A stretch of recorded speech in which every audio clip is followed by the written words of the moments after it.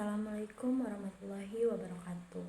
Perkenalkan, saya Desti Sapitri, mahasiswa dari Prodi Manajemen Universitas Pakuan.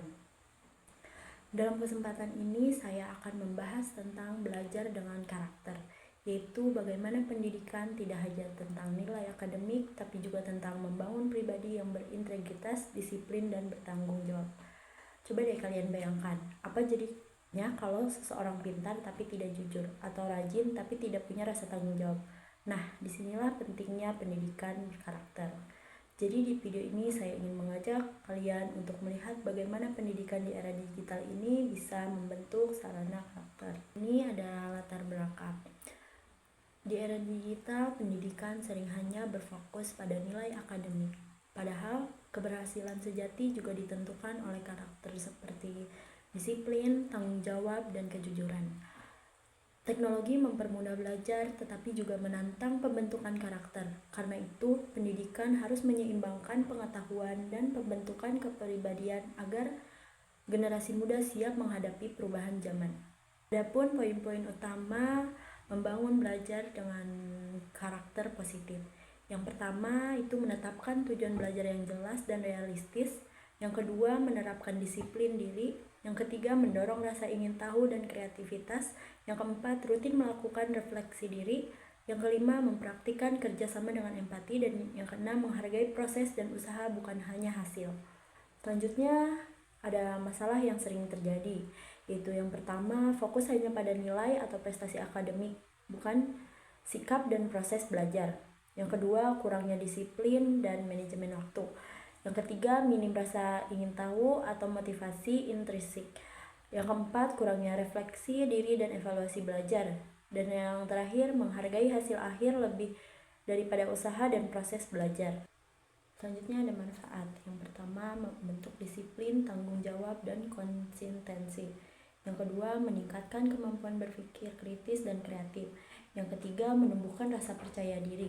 Yang keempat, meningkatkan kemampuan bekerja sama dan empati. Yang kelima, membantu menghadapi tantangan hidup dan dunia kerja dengan lebih baik. Dan yang keenam, menghargai proses belajar bukan hanya hasil akhir. Tujuan belajar dengan karakter. Belajar dengan karakter bertujuan membentuk pribadi disiplin, bertanggung jawab, dan jujur, sekaligus meningkatkan kemampuan berpikir kritis, kreatif, dan mandiri. Selain menumbuhkan rasa ingin tahu dan motivasi belajar positif, pembelajaran ini juga mengembangkan kerjasama, empati, serta kesiapan menghadapi tantangan hidup dan dunia kerja. Lalu ada tantangan dalam menerapkan belajar dengan karakter, yaitu perbedaan pemahaman antara guru, orang tua, dan siswa mengenai karakter yang harus dikembangkan. Yang kedua, keterbatasan waktu dan tekanan kurikulum akademik yang tinggi. Yang ketiga, pengaruh media sosial dan teknologi yang kadang mengurangi fokus pada nilai-nilai karakter. Dan yang terakhir, kesulitan mengukur perkembangan karakter secara objektif dibandingkan nilai akademik. Selanjutnya, evaluasi dan pengukuran karakter. Ada penilaian sikap dan perilaku melalui observasi jurnal refleksi atau portofolio siswa. Lalu pengukuran keterampilan sosial, misal kemampuan bekerja sama, komunikasi, dan empati dalam proyek kelompok.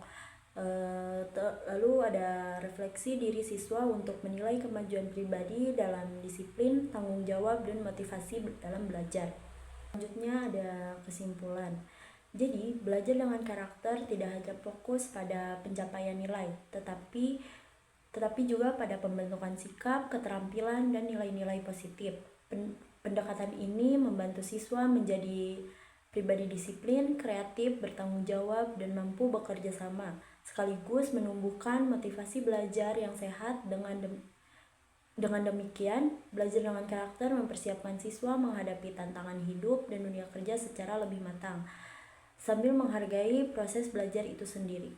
Baik, sekian presentasi dari saya, kurang lebih mohon maaf. Wassalamualaikum warahmatullahi wabarakatuh.